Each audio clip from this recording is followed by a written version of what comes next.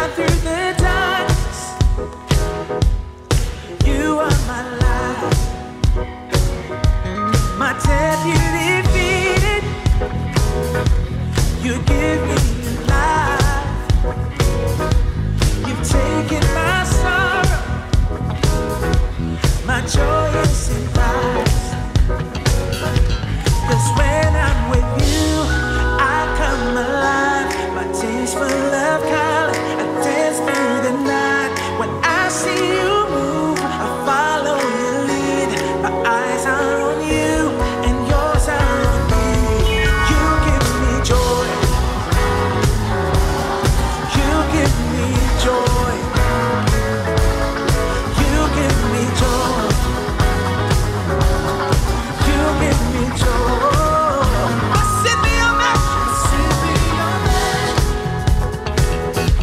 Your grace was the cure. In you I'm victorious, yeah. My future's secure. 'Cause when I'm with you, 'cause when I'm with you, I come alive. My days full of color, I dance through the night. When I see you move, I follow you lead. Yeah. My eyes are on you, and yours. 'Cause when I'm with you,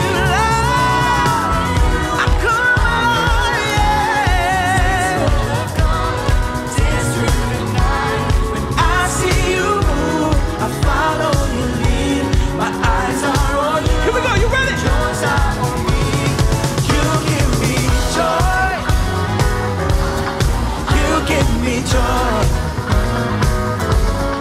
You give me joy. You give me joy. Hey!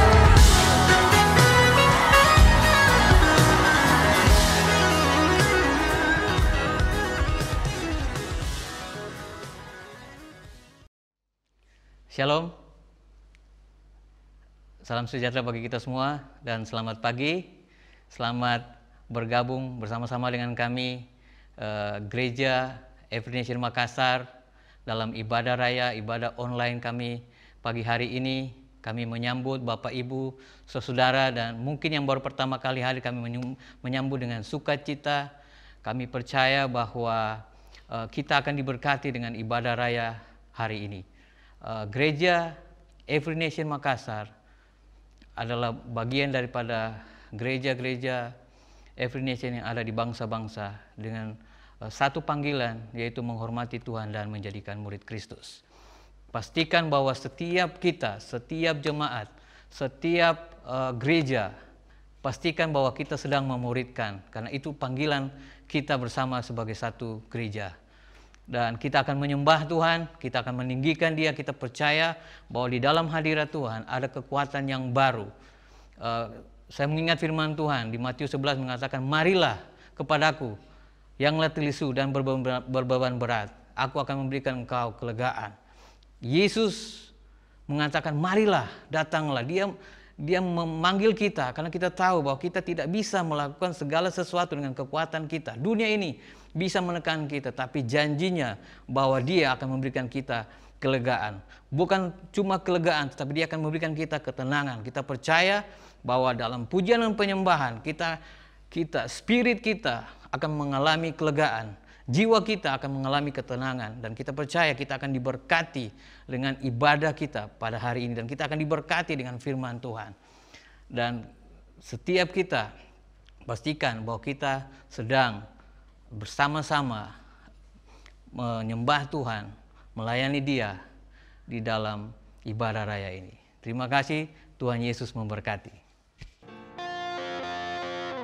Mari kita tinggikan Tuhan kita, sebab hanya Dia yang layak untuk disembah.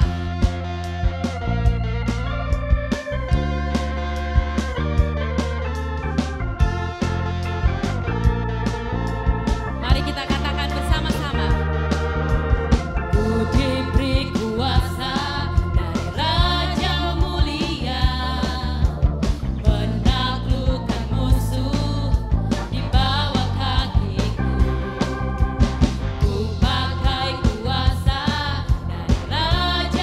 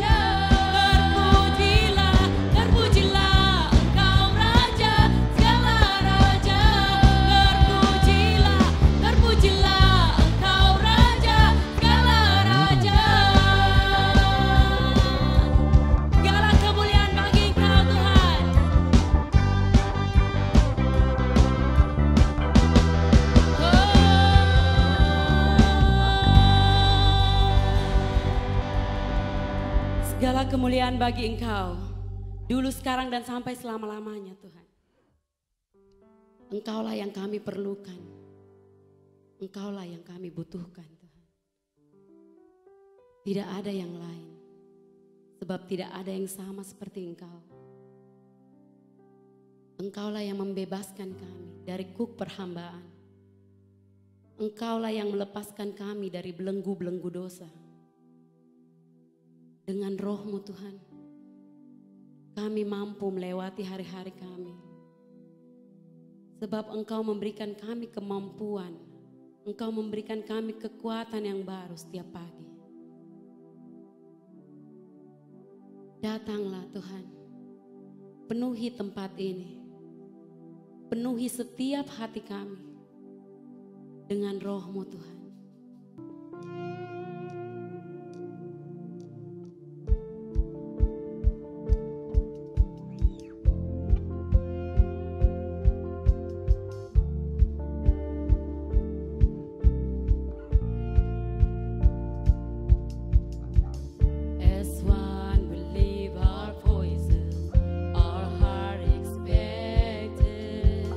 Oh Lord, I breathe a fresh on us.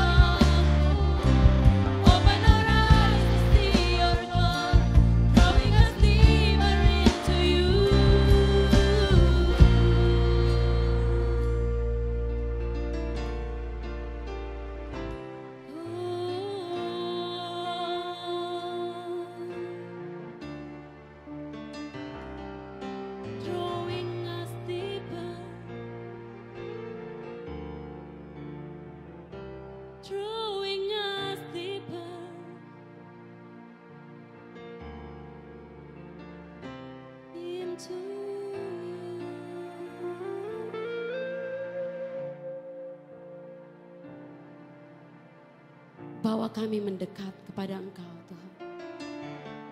Bawa kami mengenal Engkau lebih dalam lagi Tuhan. Menikmati Engkau, merasakan Engkau.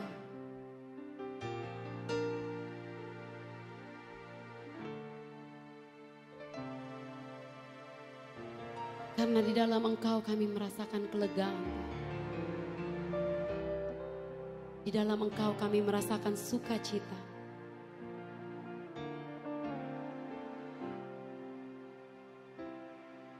Kami bersyukur kepada Engkau yang memenuhi hati kami, yang memampukan kami untuk berkata tidak kepada dosa.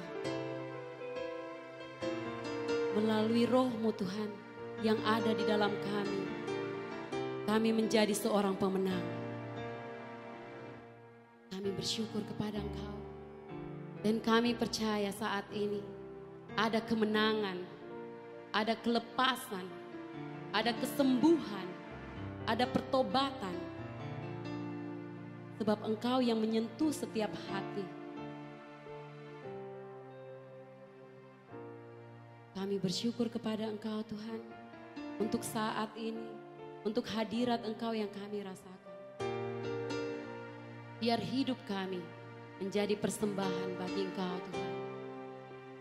Untuk memuliakan nama Engkau selama-lamanya.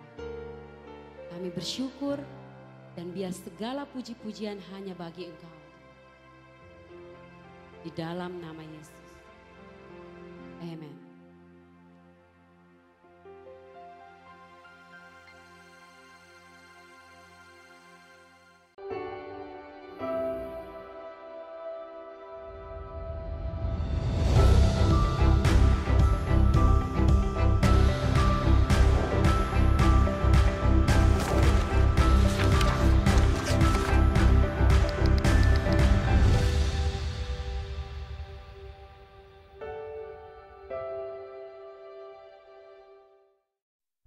Shalom Bapak Ibu, Saudara yang saya kasih dalam Kristus. Hari ini kita akan belajar firman Tuhan dan melanjutkan seri firman Tuhan dari kitab Roma. Dan pada hari ini kita sampai pada Roma pasal 7 ayat 1-25. Roma pasal 7 ayat 1-25. Kita akan membaca firman Tuhan. Roma pasal 7 ayat 1-25. Apakah kamu tidak tahu, saudara-saudara, sebab aku berbicara kepada mereka yang mengetahui hukum, bahwa hukum berkuasa atas seseorang selama orang itu hidup? Sebab seorang istri terikat oleh hukum kepada suaminya selama suaminya itu hidup. Akan tetapi apabila suaminya itu mati, bebaslah ia dari hukum yang mengikatnya kepada suaminya itu. Jadi selama suaminya hidup, ia dianggap bersinah kalau ia menjadi istri laki-laki lain. Tetapi jika suaminya telah mati, ia bebas dari hukum, sehingga ia bukanlah bersinah kalau ia menjadi istri laki-laki lain. Sebab itu, saudara-saudaraku, kamu juga telah mati bagi hukum Taurat oleh tubuh Kristus, supaya kamu menjadi milik orang lain, yaitu milik Dia yang telah dibangkitkan dari antara orang mati, agar kita berbuah bagi Allah. Sebab waktu kita masih hidup di dalam daging, hawa nafsu dosa yang dirangsang oleh hukum Taurat bekerja dalam anggota-anggota tubuh kita, agar kita berbuah bagi maut. Tetapi sekarang kita telah dibebaskan dari hukum Taurat, sebab kita telah mati bagi Dia yang mengurung kita, sehingga kita sekarang melayani dalam keadaan baru menurut roh, dan bukan dalam keadaan lama menurut huruf hukum Taurat. Jika demikian, apa yang hendak kita katakan? Apakah hukum Taurat itu dosa? Sekali-kali tidak. Sebaliknya, justru oleh hukum Taurat aku telah mengenal dosa. Karena aku juga tidak tahu apa itu keinginan kalau hukum Taurat tidak mengatakan jangan mengingini. Tetapi dalam perintah itu, dosa mendapat kesempatan untuk membangkitkan di dalam diriku rupa-rupa keinginan. Sebab tanpa hukum Taurat, dosa mati. Dahulu aku hidup tanpa hukum Taurat. Akan tetapi sesudah datang perintah itu, dosa mulai hidup. Sebaliknya, aku mati. Dan perintah yang seharusnya membawa kepada hidup, ternyata bagiku justru membawa kepada kematian. Sebab dalam perintah itu, dosa mendapat kesempatan untuk menipu aku, dan oleh perintah itu ia membunuh aku. Jadi, hukum Taurat adalah kudus, dan perintah itu juga adalah kudus, benar dan baik. Jika demikian, adakah yang baik itu menjadi kematian bagiku? Sekali-kali tidak. Tetapi supaya nyata bahwa ia adalah dosa, maka dosa mempergunakan yang baik untuk mendatangkan kematian bagiku. Supaya oleh perintah itu dosa lebih nyata lagi keadaannya sebagai dosa. Sebab kita tahu bahwa hukum Taurat adalah rohani, tetapi aku bersifat daging, terjual di bawah kuasa dosa. Sebab apa yang aku perbuat, aku tidak tahu. Karena bukan apa yang aku kehendaki yang aku perbuat, tetapi apa yang aku benci itulah yang aku perbuat. Jadi jika aku perbuat apa yang tidak aku kehendaki, aku menyetujui bahwa hukum Taurat itu baik. Kalau demikian, bukan aku lagi yang memperbuatnya, tetapi dosa yang ada di dalam aku. Sebab aku tahu bahwa di dalam aku, yaitu dalam aku sebagai manusia, tidak ada sesuatu yang baik. Sebab kehendak memang ada di dalam aku, tetapi bukan hal berbuat apa yang baik. Sebab bukan apa yang aku kehendaki, yaitu yang baik yang aku perbuat, melainkan apa yang tidak aku kehendaki, yaitu yang jahat yang aku perbuat. Jadi jika aku berbuat apa yang tidak aku kehendaki, maka bukan lagi aku yang memperbuatnya, tetapi dosa yang diam di dalam aku. Demikianlah aku dapati hukum ini. Jika aku menghendaki berbuat apa yang baik, yang jahat itu ada padaku.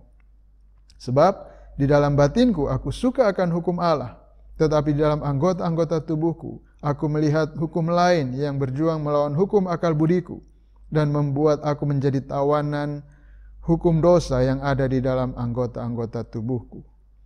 Aku manusia celaka. Siapa yang akan menyelamatkan aku dari tubuh maut ini? Syukur kepada Allah oleh Yesus Kristus Tuhan kita. Bapak Ibu Saudara yang saya kasih, mari kita sama-sama berdoa. Bapa, kami bersyukur kepadamu, hari ini kami bisa Engkau berikan kesempatan untuk kami bisa datang kepadamu, beribadah kepadamu, dan ini adalah suatu kehormatan bagi kami, bahwa kami bisa masuk, bertemu dengan Engkau di ruang kasih karunia-Mu,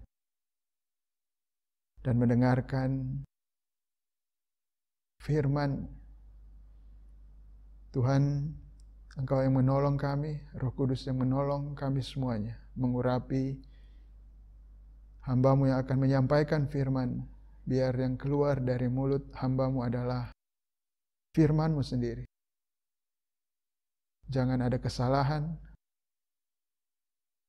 supaya setiap kami yang mendengarnya, kami mendengarkan kebenaran yang berasal dari Engkau. Dan Roh Kudus juga menolong semua kami yang mendengar firman ini, supaya firman ini tertulis dalam hati kami, supaya kami berbuah, hidup sesuai dengan kehendak Engkau. Di dalam nama Yesus Kristus. Amin. Baik, Bapak Ibu Saudara yang saya kasih dalam Kristus, sudah beberapa minggu kita sama-sama belajar dari kitab Roma ini, dan kalau saya boleh sedikit mereview ataupun mengambil satu mungkin kesimpulan yang cukup luas dari apa yang kita sudah pelajari adalah bahwa kita dibenarkan hanya oleh karena Allah menganugerahkan kebenarannya. Kebenaran yang dicapai oleh Yesus Kristus dengan ketaatannya yang sempurna sampai mati di atas kayu salib.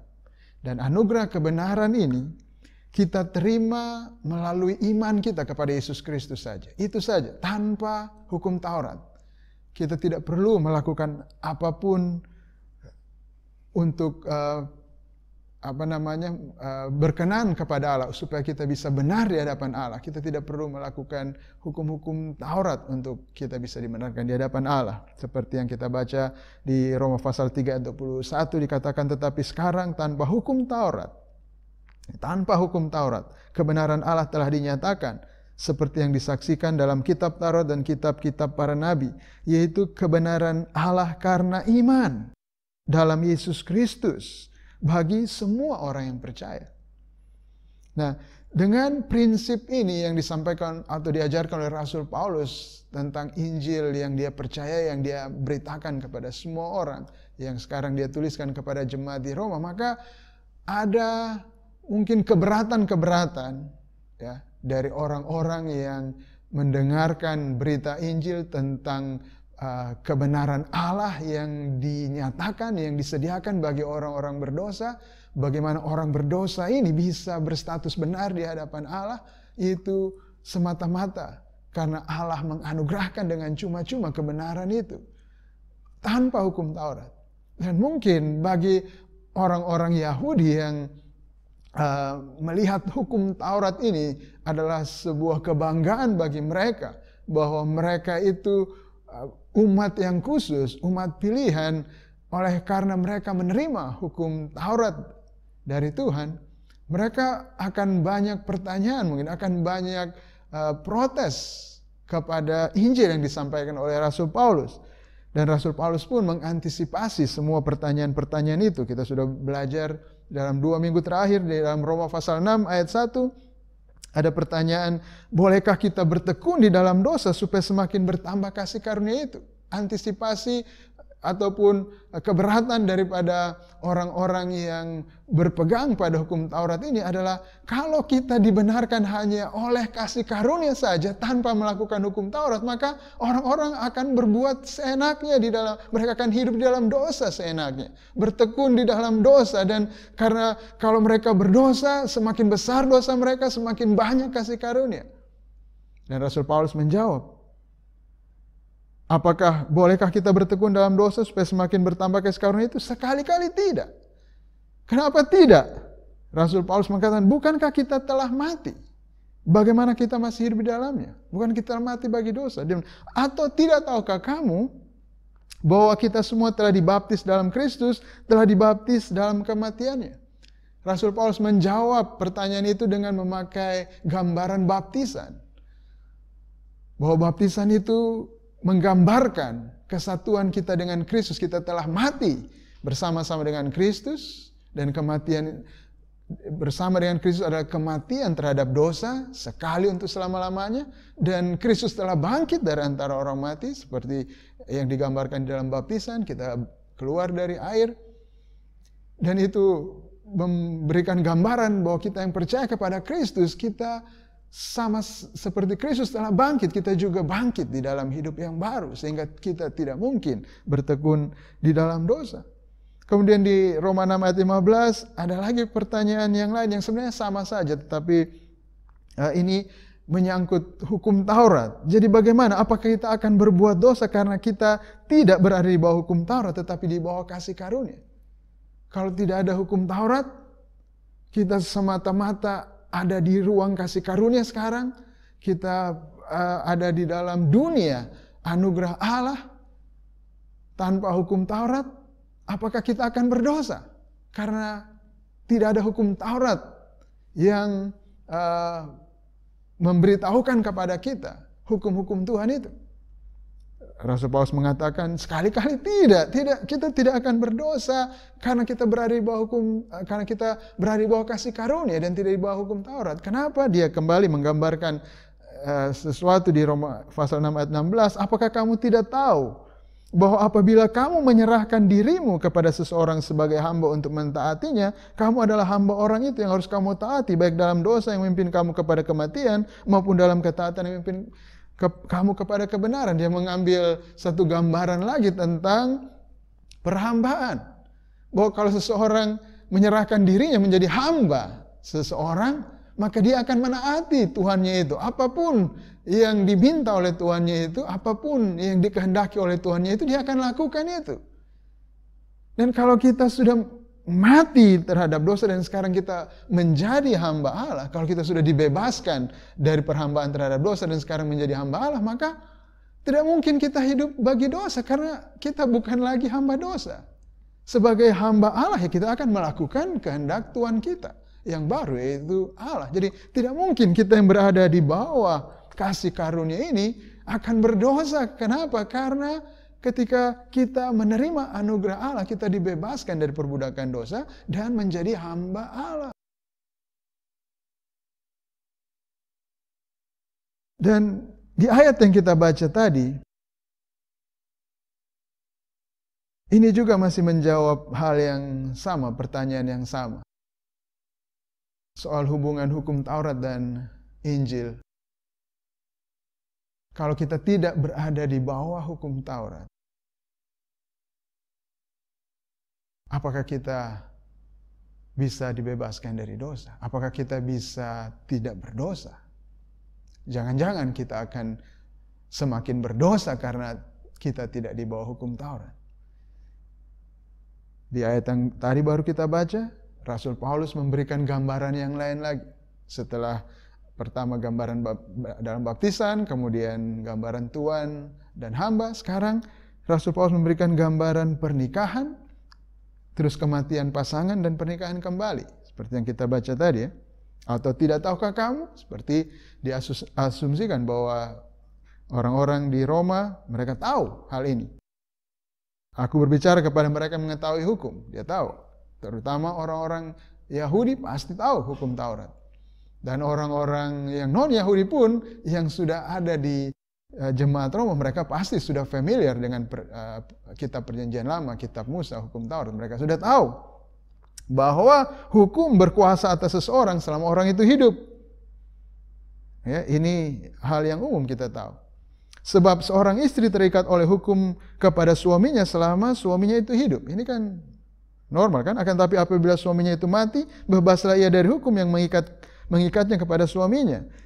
Jadi selama suaminya hidup, ia dianggap berzinah kalau ia menjadi istri laki-laki lain. Ya kan? Tapi jika suaminya sudah mati, dia bebas dari hukum. Sehingga dia bukanlah berzinah kalau dia menjadi istri laki-laki lain. Jadi, saudara mau bebas dari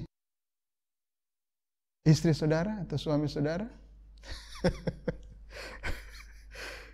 Jangan ya, berarti saudara mengharapkan dia mati. Bahaya. Tapi ini kita tahu semuanya ya, bahwa kalau seorang suami atau istri sudah meninggal dunia, maka pasangannya itu sekarang bebas untuk menikah dengan orang lain. Ya, ayat 4, sebab itu saudara-saudaraku, kamu juga telah mati bagi hukum Taurat oleh tubuh Kristus, supaya kamu menjadi milik orang lain, yaitu milik Dia yang telah dibangkitkan dari antara orang mati, agar kita berbuah bagi Allah.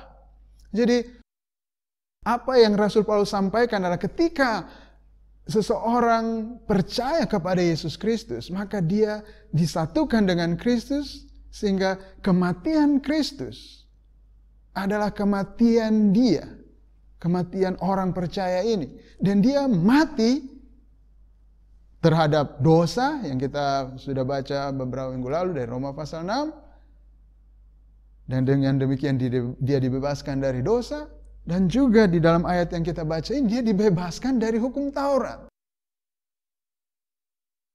Artinya hukum Taurat itu kan mungkin orang Yahudi akan mengatakan bahwa hukum Taurat ini tidak bisa dibatalkan. Hukum Taurat ini mengikat orang. Bagaimana mungkin orang bisa dibebaskan dari hukum Taurat? Rasul Paulus bilang, iya, kalau orang sudah mati dia bebas. Dan oleh kematian Kristus, dengan tubuh Kristus, yang dikatakan di sini menggambarkan kematian Kristus di atas kayu salib itu, maka orang yang percaya kepada Kristus sudah dibebaskan dari hukum Taurat. Dan dia sekarang boleh bebas menjadi milik orang lain, yaitu milik Dia yang telah mati, milik Yesus yang telah mati dan dibangkitkan. Bagi kita yang percaya ini, kita sudah dibebaskan dari hukum Taurat. Nah, mungkin kenapa Rasul Paulus mengatakan kita perlu dibebaskan dari hukum Taurat, seolah-olah hukum Taurat ini sesuatu yang jahat barangkali, sesuatu yang mendatangkan kejahatan bagi kita. Ayat 5, sebab waktu kita masih hidup dalam daging, Hawa nafsu dosa yang dirangsang oleh hukum Taurat bekerja dalam anggota-anggota tubuh kita agar kita berbuah bagi maut. Ini dulu dia bicara kepada kita orang percaya yang telah percaya kepada Kristus. Dulu sebelum kita percaya kepada Kristus, kita itu dikatakan kita hidup di dalam daging. Istilah hidup dalam daging ini berarti tanpa Kristus, tanpa anugerah. Ini adalah kita secara natural, secara alami, kekuatan kita. Tentang diri kita, apa yang bisa kita lakukan dengan diri kita. Itu kita ada di bawah ataupun hidup di dalam daging. Waktu itu, apa yang terjadi adalah hawa nafsu dosa yang ada di dalam diri kita itu waktu kita dengar hukum Taurat, waktu hukum Taurat itu disampaikan kepada kita, justru bukan membuat kita mau melakukan hukum Taurat, tetapi justru ketika mendengarkan hukum Taurat, hawa nafsu dosa kita itu dirangsang. Kita terangsang untuk melakukan dosa itu, untuk melawan hukum-hukum Allah itu. Itu yang terjadi pada waktu kita hidup di dalam daging tanpa anugerah Allah. Sehingga hukum Taurat tidak bisa merubah kita, tidak bisa menyelamatkan kita yang berdosa ini. Itu keadaan kita dulu. Tetapi sekarang, ayat 6, kita telah dibebaskan dari hukum Taurat, ya, sebab kita telah mati bagi hukum Taurat itu yang mengurung kita, sehingga kita sekarang melayani dalam keadaan baru menurut roh, dan bukan dalam keadaan lama menurut hukum Taurat. Itu sebabnya kenapa kita harus dibebaskan dari hukum Taurat. Ayat 7 kembali ada pertanyaan. Jika demikian, apakah yang hendak kita katakan? Apakah hukum Taurat itu dosa? Karena kita lihat bahwa kita harus dibebaskan dari hukum Taurat. Seolah-olah hukum Taurat ini sesuatu yang jahat. Apakah memang hukum Taurat itu adalah dosa, sesuatu yang jahat bagi kita? Rasul Paulus menjawab apa? Sekali-kali tidak. Jadi hukum Taurat itu kudus, benar dan baik. Hukum Taurat bukan dosa. Hukum Taurat tidak jahat. Ayat 7 Rasul Paulus menjawab sekali-kali tidak. Sebaliknya justru oleh hukum Taurat aku telah mengenal dosa. Karena aku juga tidak tahu apa itu keinginan kalau hukum Taurat tidak mengatakan jangan mengingini. Jadi ayat 12 hukum Taurat adalah kudus dan perintah itu juga adalah kudus, benar dan baik. Hukum Taurat itu baik, itu kudus, itu benar. Karena dikatakan bahwa oleh hukum Taurat baru kita tahu ini namanya dosa. Jadi, hukum Taurat itu seperti atau fungsinya adalah menyatakan, pertama dia menyatakan karakter Allah yang kudus. Di dalam hukum-hukum Tuhan itu semua perintah yang kita lihat berasal dari Tuhan itu kita tahu. Dari perintah itu kita tahu siapa Allah itu. Bahwa dia adalah Allah yang kudus, Allah yang benar, Allah yang adil, Allah yang baik.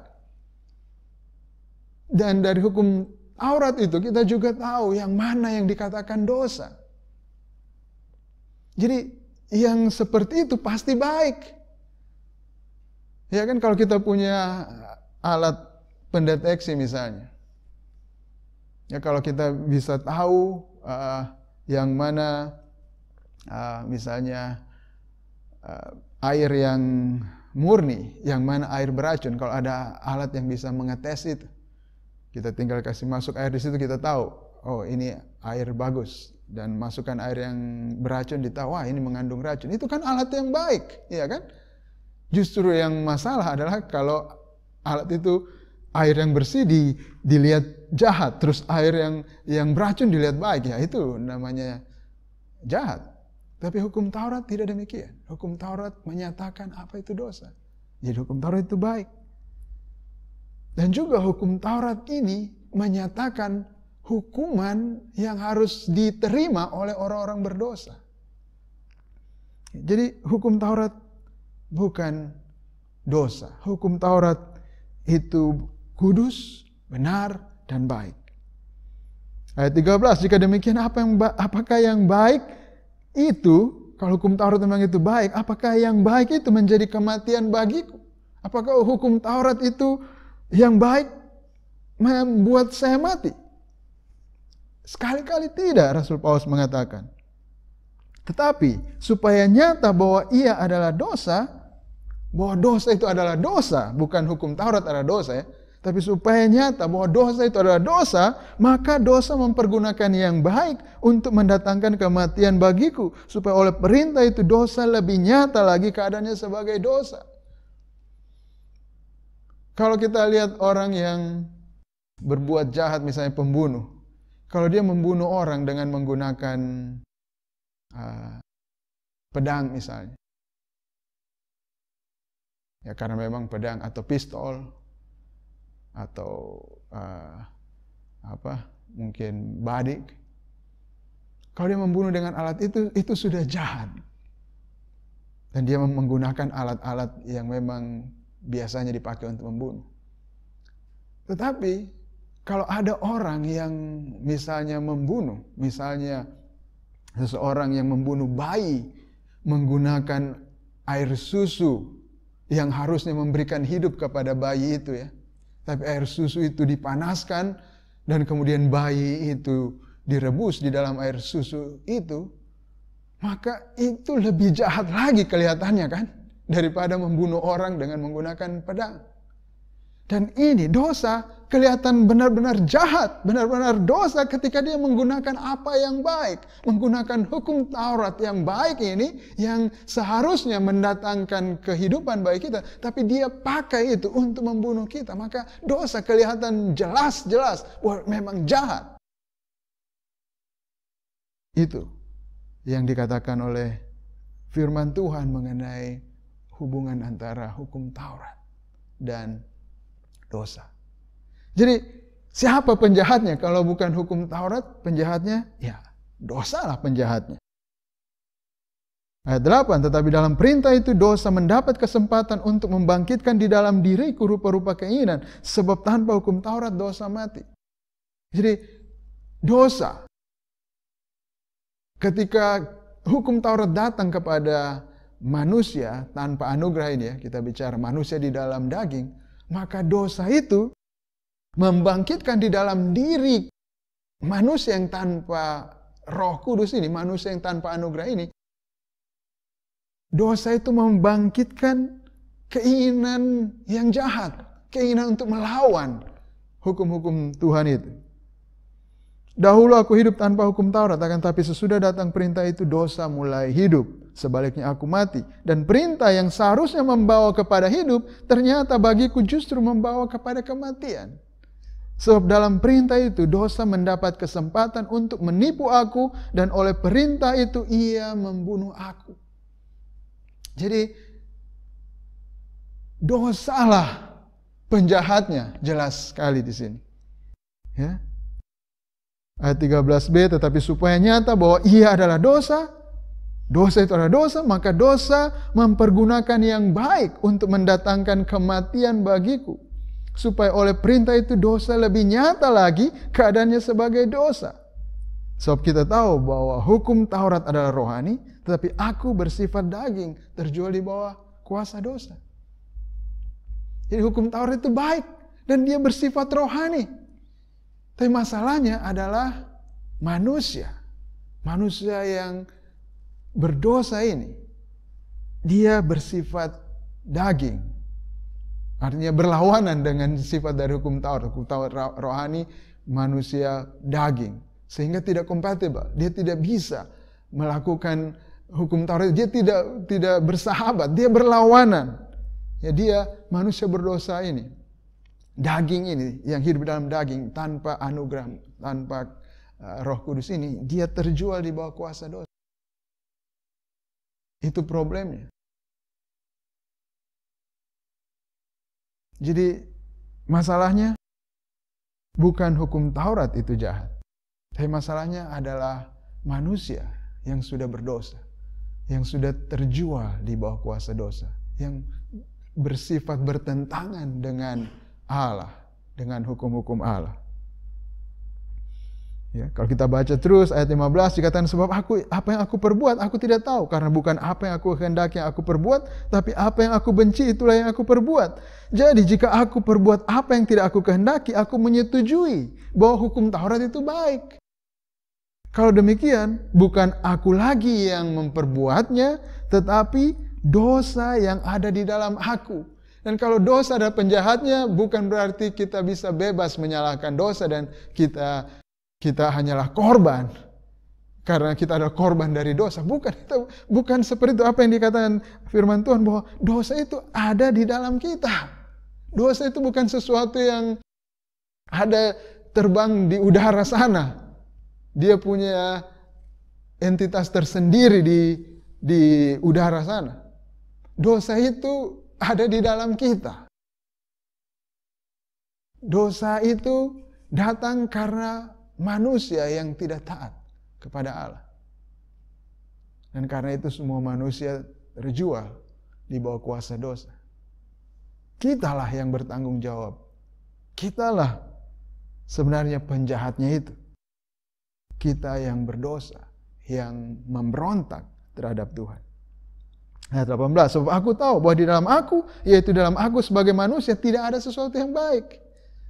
Sebab kehendak memang ada dalam aku, tapi bukan hal berbuat apa yang baik. Bukan berarti manusia tidak ada hal yang baik yang dilakukan, tapi yang dimaksud di sini adalah bahwa tidak ada sesuatu yang baik yang berkenan kepada Allah yang dilakukan oleh manusia berdosa ini. Tentu saja ada hal yang baik, karena walaupun gambar Allah telah rusak di dalam diri manusia, tetapi tetap saja masih ada gambar Allah itu. Tetapi dalam hubungan dengan hukum-hukum Tuhan, dalam standar Tuhan, tidak ada manusia yang baik. Sebab ayat 19, bukan apa yang aku kehendaki yaitu yang baik yang aku perbuat, melainkan apa yang tidak aku kehendaki yaitu yang jahat yang aku perbuat. Jadi jika aku berbuat apa yang tidak aku kehendaki, maka bukan lagi aku yang memperbuatnya, tapi dosa yang diam di dalam aku, dosa yang diam di dalam kita. Ketika kita hidup di dalam daging tanpa Kristus. Ayat 21, demikianlah aku dapati hukum ini, yaitu jika aku menghendaki berbuat apa yang baik, yang jahat itu ada padaku. Sebab di dalam batinku aku suka akan hukum Allah, tapi di dalam anggota-anggota tubuhku aku melihat hukum lain yang berjuang melawan hukum akal budiku, dan membuat aku menjadi tawanan hukum dosa yang ada di dalam anggota-anggota tubuhku. Aku manusia celaka. Inilah keadaan manusia berdosa itu. Terjual di bawah kuasa dosa. Ada hukum. Hukum di sini berarti ada satu kekuatan dari dosa, hukum dosa yang ada di dalam diri kita. Ketika kita hidup dalam daging ini ceritanya. Yang membuat kita tidak bisa melakukan hukum Taurat itu dengan benar. Jadi Rasul Paulus ingin menyampaikan kepada orang-orang yang mengandalkan hukum Taurat, yang mengatakan bahwa harus ada hukum Taurat yang kita pegang. Kalau kita tidak disunat, kalau kita tidak memelihara Sabat, kita tidak mungkin bisa benar di hadapan Allah. Rasul Paulus bilang, tidak begitu. Kita mesti tahu kondisi kita, bahwa kita ini sudah bersifat daging yang terjual di bawah kuasa dosa. Kita punya sifat berlawanan dengan hukum Taurat. Tidak mungkin kita bisa melakukan hukum Taurat itu karena kita berlawanan dengan hukum Taurat itu. Jadi kalau kita mau mencari keselamatan dengan mengandalkan hukum Taurat untuk kita bisa melakukan hukum-hukum Taurat itu supaya kita bisa selamat, itu tidak mungkin. Karena kita sudah terjual di bawah kuasa dosa. Kita bersifat daging yang bertentangan dengan hukum Taurat, yang bersifat rohani. Kita ini manusia celaka. Jadi hukum Taurat itu tidak bisa menyelamatkan kita. Apa yang kita sudah baca firman Tuhan tadi, kesimpulannya adalah hukum Taurat tidak bisa menyelamatkan kita. Dia hanya bisa menyatakan Allah itu Allah yang kudus, yang benar, yang baik. Dia menyatakan yang mana itu dosa. Dan dia bisa menyatakan bahwa orang-orang yang telah melanggar hukum Taurat itu harus dihukum, harus mengalami kematian. Tetapi hukum Taurat tidak bisa menyelamatkan kita. Injillah kekuatan Allah yang bisa menyelamatkan orang berdosa. Aku manusia celaka, kita sadari ini, tanpa anugerah Allah, kita ada manusia celaka, siapa yang bisa melepaskan kita dari tubuh maut ini? Ini seruan kita yang paling dalam. Siapa yang bisa lepaskan kita ketika kita menyadari kondisi kita? Syukur kepada Allah oleh Yesus Kristus Tuhan kita. Yesuslah yang bisa menyelamatkan kita. Injil. Yesus yang telah datang sebagai manusia, taat mewakili kita di hadapan Allah, taat dengan sempurna sampai mati di atas kayu salib. Mati di sana menanggung dosa kita, hukuman yang harusnya jatuh atas kita. Dan dengan demikian dia bisa memberikan anugerah itu, kebenaran itu kepada semua yang percaya kepada dia. Hanya itu yang bisa menyelamatkan kita. Jadi apa yang kita bisa aplikasikan dari firman Tuhan ini? Kita kembali ke ayat 6. Tapi sekarang kita telah dibebaskan dari hukum Taurat, sebab kita telah mati bagi Dia yang mengurung kita. Kita ingat kembali bahwa dosa yang bekerja di dalam kita, yang bersifat daging ini, ketika hukum Taurat datang, dosa itu membuat hukum Taurat yang baik ini justru mendatangkan kematian bagi kita, justru membunuh kita dengan menggunakan hukum Taurat itu.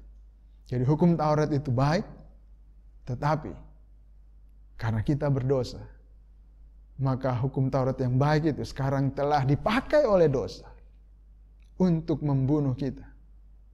Sehingga kita perlu dibebaskan dari hukum Taurat itu.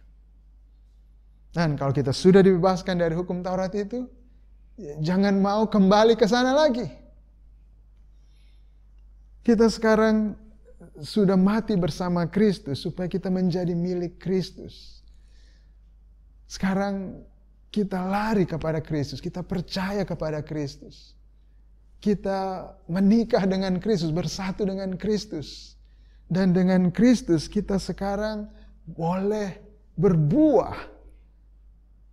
Ketika kita bersama-sama dengan Kristus, bersatu dengan Kristus, seperti orang menikah ada buahnya. Maka ketika kita satu dengan Kristus, buah yang kita dapatkan adalah buah-buah yang baik. Buah-buah yang berkenan di hadapan Allah. Satu kehidupan baru, kehidupan yang berkenan di hadapan Allah, yang tidak berdosa lagi. Jadi kita sekarang sudah dibebaskan dari hukum Taurat, kita semua yang percaya kepada Kristus. Sehingga kita sekarang melayani dalam keadaan yang baru. Yaitu menurut roh dan bukan dalam keadaan lama menurut hukum Taurat. Apa yang dimaksud dengan keadaan baru dan keadaan lama di sini? Ini sebenarnya berbicara tentang perjanjian baru dan perjanjian lama. Kristus yang telah mati di atas kayu salib itu. Kita ingat sebelum dia menyerahkan dirinya, dia makan perjamuan bersama murid-muridnya. Dan dia mengatakan ketika mengambil cawan itu, dia mengatakan bahwa cawan ini adalah perjanjian baru oleh darahku. Apa yang Kristus lakukan di atas kayu salib? Itu membawa sebuah dunia yang baru. Membawa suatu perjanjian yang baru. Dan bagi kita semua yang percaya kepada dia, kita dipindahkan dari kehidupan kita dalam perjanjian yang lama, kan masuk ke dalam satu perjanjian yang baru. Dan perjanjian yang baru itu menurut roh, perjanjian lama menurut huruf hukum Taurat. Apa yang dimaksud? Mari kita baca perjanjian baru, Yeremia 31 ayat 31 sampai 33. Sesungguhnya akan datang waktunya, demikian firman Tuhan, aku akan mengadakan perjanjian baru dengan kaum Israel dan kaum Yehuda. Bukan seperti perjanjian yang telah kuadakan dengan nenek moyang mereka pada waktu aku memegang tangan mereka untuk membawa mereka keluar dari tanah Mesir. Perjanjianku itu telah mereka ingkari, meskipun aku menjadi Tuhan yang berkuasa atas mereka. Demikianlah firman Tuhan. Tetapi beginilah perjanjian yang kuadakan dengan kaum Israel sesudah waktu itu. Demikianlah firman Tuhan. Aku akan menaruh Tauratku dalam batin mereka dan menuliskannya dalam hati mereka. Maka aku akan menjadi Allah mereka dan mereka akan menjadi umatku. Salah satu komponen daripada perjanjian baru adalah bahwa Allah di dalam perjanjian baru ini, kita yang ada dalam perjanjian baru, Dia menulis Taurat itu dalam hati kita. Di dalam batin kita itu, di manusia batinnya kita, di inti kehidupan kita. Itu yang dimaksud kita sekarang melayani dalam keadaan yang baru menurut Roh. Roh Kudus mengambil firman Tuhan itu, mengambil hukum-hukum Tuhan itu dan menulis itu di dalam hati kita. Jadi ketika kita mengatakan bahwa kita hidup di bawah kasih karunia, itu bukan berarti kita hidup tanpa hukum Tuhan, bahwa kita melanggar semua hukum-hukum Tuhan. Tidak demikian. Tapi justru sebaliknya, di bawah kasih karunia berarti kita ada dalam perjanjian yang baru. Di dalam perjanjian yang baru ada Roh Kudus yang diberikan kepada kita, yang diam di dalam kita, yang menulis hukum-hukum Tuhan itu di dalam hati kita. Dan berbeda dalam keadaan yang lama. Dalam keadaan yang lama hukum-hukum Tuhan ada di luar. Dikatakan ini dia hukumnya. Lakukan ini, jangan lakukan ini. Tapi sekarang di dalam perjanjian baru kita ditulis. Karakter kita yang dibentuk. Kita dirubah menjadi serupa dengan Kristus. Hari demi hari. Kita tahu hukum-hukum Tuhan itu menunjukkan karakter Tuhan. Dan ketika kita ditulisi oleh firman Tuhan itu berarti kita dibentuk hari demi hari menjadi serupa dengan Kristus. Jadi apa yang bisa kita lakukan dengan firman Tuhan ini? Apa aplikasi dalam kehidupan kita hari-hari, di dalam keluarga kita, di dalam pekerjaan kita, di dalam sekolah kita, dalam hubungan kita dengan orang lain? Adalah bahwa kita hidup dalam perjanjian baru, melayani dalam keadaan yang baru. Bahwa kita mau, Tuhan, tulis firman-Mu dalam hatiku Tuhan. Kita tidak bertanya saja, ayo tunjukkan saya mana listnya, apa yang bisa saya lakukan, apa yang tidak boleh. Yang mana dosa, mana tidak. Kita tidak bertanya lagi seperti itu. Kalau pakai pakaian yang bagaimana yang dibilang dosa. Kalau kita nonton film yang mana yang dibilang dosa. Sampai yang kelihatan apa yang dibilang dosa. Kita tidak bertanya yang seperti itu. Karena itu adalah perjanjian lama, itu hukum di luar. Yang kita di dalam perjanjian baru adalah hati kita dibentuk. Tuhan, saya mau jadi serupa dengan Engkau Tuhan. Itu menjadi seruan hati orang-orang yang ada dalam perjanjian baru. Dalam hubungan kita di dalam keluarga, suami istri, suami tidak bertanya sampai batas mana saya bisa toleransi dengan istri saya. Sampai berapa kali saya mengampuni dia. Kalau sudah 10 kali, 20 kali, 70 kali, apakah sudah cukup? Itu semua adalah pertanyaan perjanjian lama. Orang yang hidup di bawah hukum, baik kita yang dalam perjanjian baru, itu bukan begitu lagi. Yang kita inginkan, Tuhan, saya ingin jadi serupa dengan Engkau yang panjang sabar, berlimpah dengan kasih setia, yang walaupun umat-Mu berkali-kali, berulang-ulang kali melakukan kesalahan, melakukan dosa, Engkau tetap mengampuni. Saya juga mau seperti itu Tuhan. Tidak ada batas. Ini orang hidup dalam perjanjian baru. Yang mana yang dibilang persembahan yang pas 10% kah? 5%, 2,5%, yang mana? Kita tidak bertanya yang seperti itu lagi. Yang kita mau adalah, Tuhan, saya mau jadi seperti Engkau, yang murah hati, yang bisa memberi hal-hal yang baik kepada orang-orang yang membutuhkan. Itu yang kita ingin jadi dalam kehidupan kita. Ini hidup di dalam perjanjian yang baru. Kita ingin diri kita dibentuk, dirubah. Kita punya karakter seperti Kristus.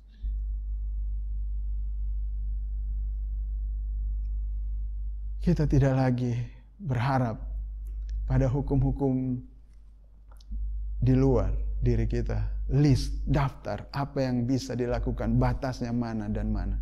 Bukan itu lagi yang menjadi fokus kita. Apa yang kita inginkan sekarang di dalam perjanjian baru adalah Roh Kudus tolong hiduplah di dalam aku. Roh Kudus gerakan saya, buat saya hidup sesuai dengan kehendak Engkau. Seperti hatimu, biar saya juga punya hati yang sama. Seperti Engkau bertindak Tuhan di dunia ini, aku juga mau hidup. Tolong saya, Roh Kudus hidup dalam saya. Inilah yang membedakan orang yang hidup di bawah kasih karunia dengan orang yang di bawah hukum Taurat. Jadi bersyukurlah kita yang sudah ada dalam Kristus. Kita ada di dalam satu dunia yang baru, yang jauh lebih superior daripada dalam dunia yang lama. Dari kehidupan lama kita yang di dalam daging, di bawah hukum Taurat. Sekarang kita ada dalam kasih karunia Allah. Dan di sini kita hari demi hari menjadi serupa dengan Kristus. Jangan mau kembali lagi ke sana. Jangan mau kembali kepada kehidupan yang lama, kepada perjanjian yang lama. Karena kita sekarang sudah dalam perjanjian yang baru. Mari kita berdoa. Bapa, kami bersyukur Engkau yang telah menyelamatkan kami dari hidup kami yang celaka, yang tidak bisa membuat diri kami benar melakukan standar hukum-hukum, hukum Taurat. Engkau yang telah melakukan apa yang tidak mungkin dilakukan oleh hukum Taurat, oleh karena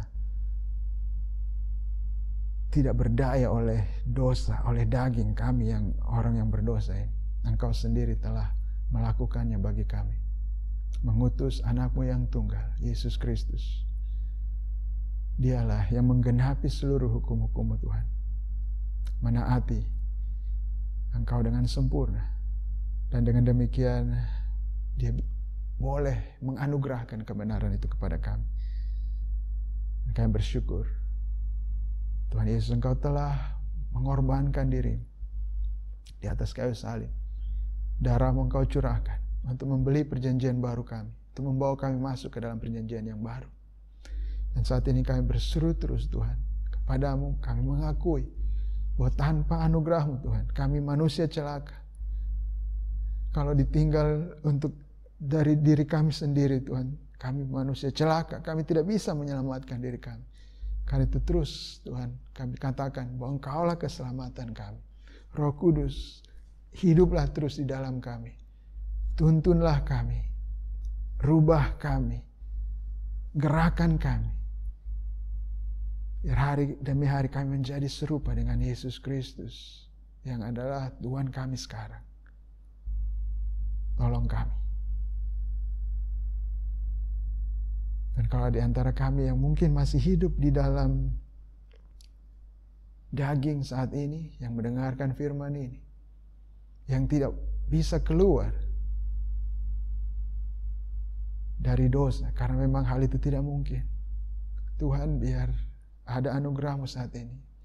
Roh Kudus datang dan membebaskan oleh Injil yang didengarkan pada hari ini.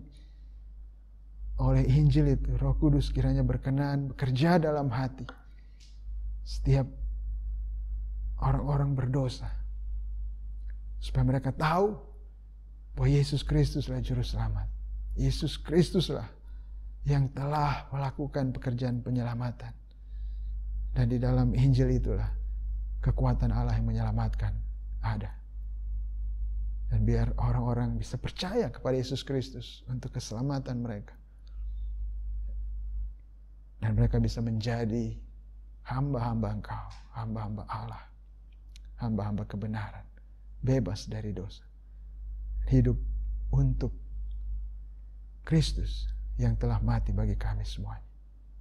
Terima kasih Bapa. Di dalam nama Yesus Kristus. Amin. Bapak Ibu, kita akan memberi persembahan kita kepada Tuhan. Saya percaya Tuhan yang membentuk hati kita.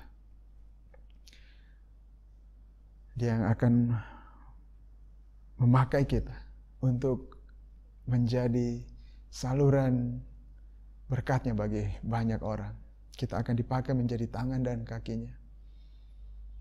Apa yang kita miliki sekarang ini, itu adalah Tuhan yang memberikan kepada kita. Tuhan yang menganugerahkan kepada kita. Tuhan yang mengatur semuanya sehingga kita memiliki apa yang kita miliki saat ini. Dan kita yang sudah dimerdekakan dari hukum Taurat dan sekarang kita menjadi milik Kristus, kita punya hati yang sama seperti Kristus. Hati yang berbelas kasihan melihat orang-orang yang terlantar, orang-orang yang membutuhkan keselamatan. Dan kita mau diri kita pun menjadi saluran keselamatan dari Tuhan bagi mereka yang membutuhkan itu. Dan uang yang kita miliki itu adalah alat yang bisa dipakai untuk membawa berita Injil ini, untuk melayani orang-orang yang membutuhkan.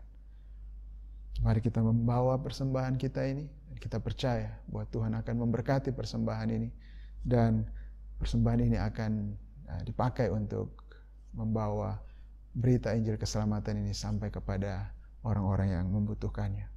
Dan Tuhan akan memberkati kita semua lebih lagi, menjadikan kita berkatnya, saluran berkatnya bagi banyak orang. Mari kita berdoa. Bapa, terima kasih untuk berkat-Mu, kemurahan-Mu dalam hidup kami. Kalau kami memiliki apa yang kami miliki saat ini, kami percaya itu semuanya berasal dari Engkau, Tuhan. Dan kami bawa saat ini persembahan kami.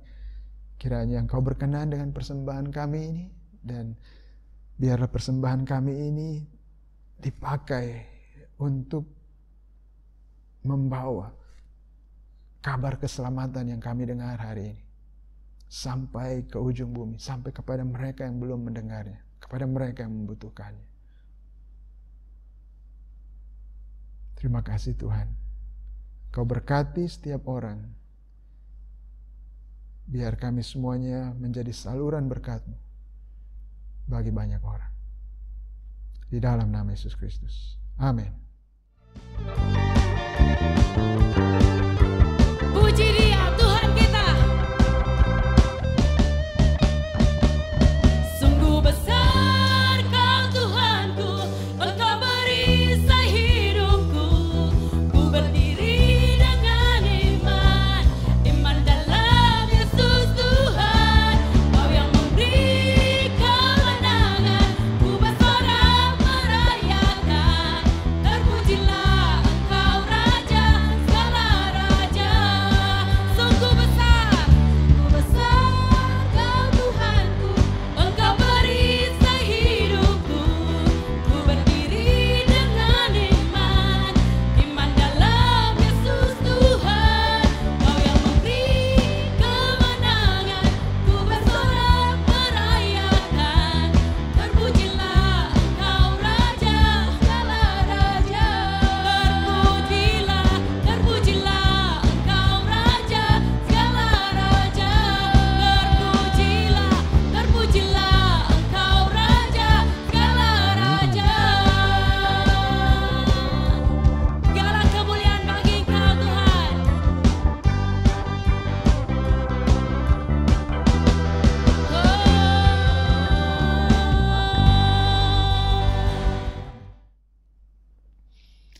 Bapak Ibu Saudara, terimalah berkat Tuhan. Tuhan memberkati engkau dan melindungi engkau. Tuhan menyinari engkau dengan wajah-Nya dan memberi engkau kasih karunia-Nya.